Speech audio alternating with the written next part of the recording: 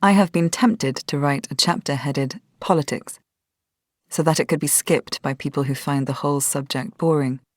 But politics permeated everything. Doris Lessing, Walking in the Shade. Motherhood is a political state. Nurture, care, the creation of human life, all immediate associations with mothering, have more to do with power, status, and the distribution of resources, both by mothers and for them, than we like to admit.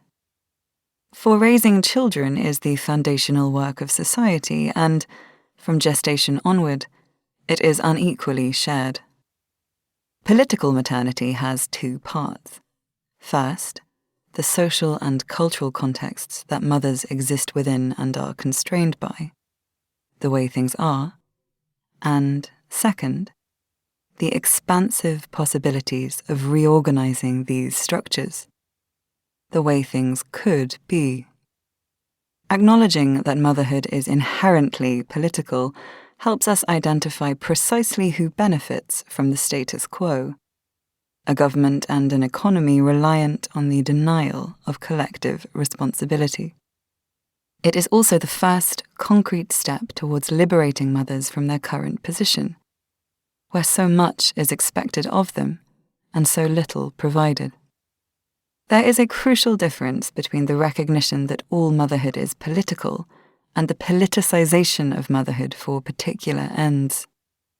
The former is an emancipatory tool. The latter reduces the mother to a weapon to be deployed in someone else's argument. Motherhood has been put to work, over the course of the last 50 years and before them, by many conservative ideologies. In headlines, in policy-making, and in cultural representation. Bad mothers are too poor, the wrong race, the wrong sexuality, the wrong gender. They have the wrong politics, the wrong housing, the wrong reasons for being mothers at all. The good mother, on the other hand, is a conveniently wholesome container. She brings a certain sympathetic quality, that feminine touch, to whatever doctrine is poured into her. But she exists firmly outside the realm of the political itself. There have been recent attempts to make motherhood visible as a political issue.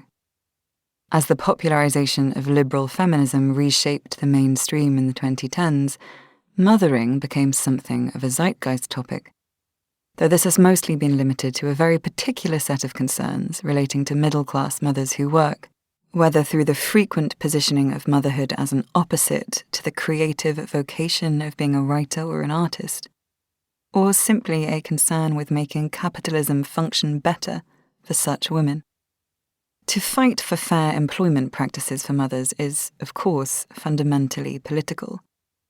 Motherhood has long been the leading factor in gendered inequality in the workplace. This operates at both a literal and a conceptual level. Whatever your personal circumstances, if you are perceived by your boss to be a woman of childbearing age, the risk of discrimination applies to you, too. Yet to focus on isolated politicized moments, when childcare becomes difficult to balance with work commitments, for example, or when breastfeeding is understood as a public faux pas, falls short of understanding motherhood in its entirety. Such isolated campaigns, however worthwhile, still position the public and the private as separate spheres, connected via the experiences of individuals who have children, suggesting that motherhood becomes political only at these moments of contact with civil society. This became particularly clear during the COVID-19 pandemic, when lockdown, in contracting all public life to the home, temporarily dissolved the boundaries between the two. The dominant view of mothering in contemporary discourse, both culturally and politically, is that it belongs to the domestic realm, where it can be conveniently ignored. This both seriously limits the imaginative possibilities of what mothers can be and obscures the real, complex history of public maternity in the 20th and 21st centuries.